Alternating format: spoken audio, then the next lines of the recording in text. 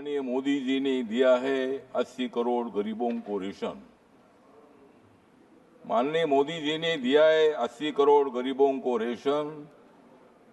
इसलिए माननीय राष्ट्रपति जी का बहुत ही अच्छा था अभिभाषण। मोदी जी कर रहे हैं मजबूत नेशन। मोदी जी कर रहे हैं मजबूत नेशन, इसलिए मैं यह दे रहा हूं आपके सामने मेरा भाषण।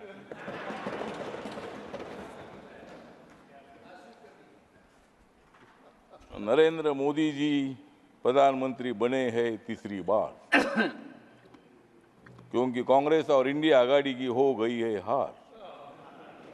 मोदी जी प्रधानमंत्री बनेंगे बार बार बार, और कांग्रेस की हो जाएगी हार हार हार। संविधान बदलेगा ये प्रचार झूठा था। संविधान बदलेगा ये प्रचार झूठा था, क्योंकि कांग्रेस ने सारा देश लूटा था।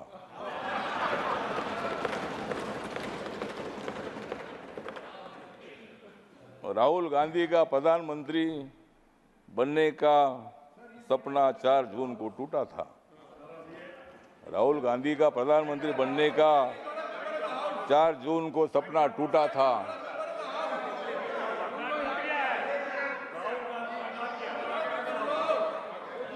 और मोदी जी के खिलाफ वन सेकेंड इंडिया आघाड़ी का प्रचार झूठा था। एक सेकेंड।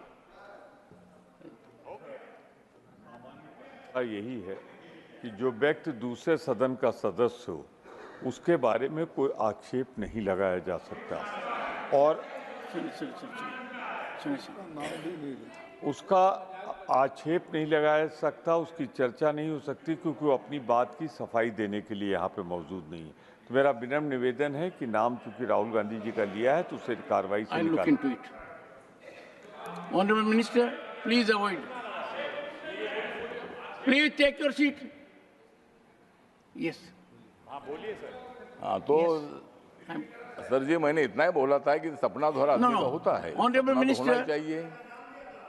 सपने में जीना ही अपना काम ही है। ऑनरेबल मिनिस्टर, और इसीलिए मतलब हम इतना ही बताना चाहते हैं कि संविधान के संबंध में बहुत बड़ा ब्लैकमेल करने का काम किया था, जनता में फूट पैदा करने का काम किया था।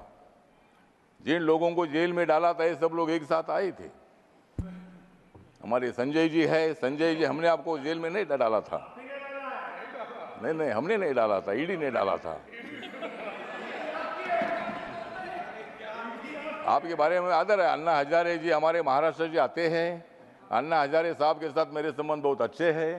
अरविंद केजरीवाल जी उनके आंदोलन से आगे आए हैं और भ्रष्टाचार के खिलाफ आपने आवाज उठाई है। आम आदमी पार्टी है, आप पार्टी है, आपने काम अच्छा किया था, लेकिन थोड़ी गड़बड़ हो गई, इसीलिए ऐसा हो गया। तो इसीलिए ठीक बात है। तो इसीलिए हमारा कहना इतना ही है कि संविधान के बारे में बाबा साहब अम्बेडकर जी ने संविधान लिखा है। जिस बाबा साहब अम्बेडकर जी ने संविधान लिखा, आज बाबा साहब का नाम लिया जाता है, संविधान का किताब दिखाया जाता है। लेकिन मैं इतना बताना चाहता हूं, ये कांग्रेस पार्टी ने बाबा साहब को 2 बार हराया था। 1952 में मुंबई में लौगुलो मतदार संघ से बाबा साहब को हराया था। 1954 में भंडारा से बाबा साहब को हराया था, और बाबा साहब अम्बेडकर जी को भारत रत्न नहीं दिया था। बाबा साहब का फोटो सेंट्रल हॉल में नहीं लगाया था। और आज बाबा साहब की बात करते हैं। आज आप संविधान दिखाते हैं, संविधान दिखाओ, लेकिन संविधान के जैसा आपको बर्ताव करने की आवश्यकता है। और इसीलिए संविधान कोई बदल नहीं सकता है। नरेंद्र मोदी जी माथा टेकर शपथ लेते हैं। 26 नवंबर 1949 को संविधान का ड्राफ्ट बाबा साहब ने दे दिया था। तो वो दिन मोदी जी संविधान दिन मनाते हैं, और आप बोलते हैं कि भाई संविधान बदलेंगे। मोदी जी ने बाबा साहब के काम इतने पूरे किए हैं। मुंबई में हिंदू मिल की जगह पर 3600 करोड़ की जमीन बाबा साहब के मेमोरियल दी है, और वहाँ 1200-1300 करोड़ का मेमोरियल बन रहा है। डॉक्टर अंबेडकर फाउंडेशन आपने बनाया था, कांग्रेस पार्टी ने बनाया था, लेकिन वो खाली ऑफिस ही था। मोदी जी आने के बाद वहाँ इतनी बड़ी बिल्डिंग बन गई है। जहाँ बाबा साहब ने संविधान लिखा, वो 26 अलीपुर रोड पर इतना सुंदर मेमोरियल बन चुका है। इतने काम करने वाले मोदी जी संविधान कैसा बदल सकते हैं? वो कांग्रेस को बदल सकते हैं, लेकिन संविधान नहीं बदल सकते हैं।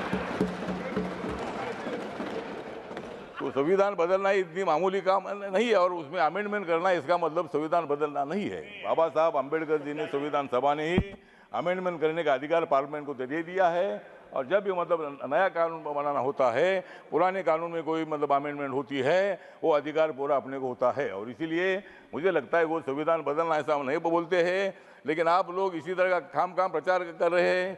सब इतने नेता मोदी जी को हराने के लिए इकट्ठा आए हैं, लेकिन तुम मोदी जी को हरा नहीं सकते हैं। मैं मोदी जी के साथ हूँ। मतलब ठीक बात है, आपको लोकतंत्र में अधिकार है, आपकी सीट ज़्यादा ये अच्छी बात है, और आप इतनी ज़्यादा सीट ना आए कि आप उधर ही रहे और हम इधर ही रहे, मतलब ऐसा भविष्य में होगा तो ठीक बात है। तो अगले बार भी आप ट्राई करिए। लेकिन आज जो राष्ट्रपति का अभिभाषण है, इसका मेरी जो रिपब्लिकन पार्टी ऑफ इंडिया है, बाबा साहब अम्बेडकर जी की स्थापित हुई पार्टी है, इस पार्टी की तरफ से मैं मतलब इस अभिभाषण का सपोर्ट करता हूं, और अपोजिशन को इतना बताना चाहता हूं कि मोदी जी स्ट्रांग नेता है, मोदी जी मजबूत नेता है, मोदी जी के साथ इतने हमारे लोग हैं, और तुम कितनी भी कोशिश करो, लेकिन मोदी जी हारेंगे नहीं, वो तुमको हराएंगे। नमस्कार, मैं हूं मानक गुप्ता। अगर आपको हमारा ये वीडियो पसंद आया हो तो इसे लाइक और शेयर जरूर करें, और हाँ, हमें सब्सक्राइब और फॉलो करना ना भूलें, ताकि आप देश और दुनिया की कोई खबर मिस ना करें। तो जुड़े रहिए हमारे साथ और देखते रहिए न्यूज़ 24।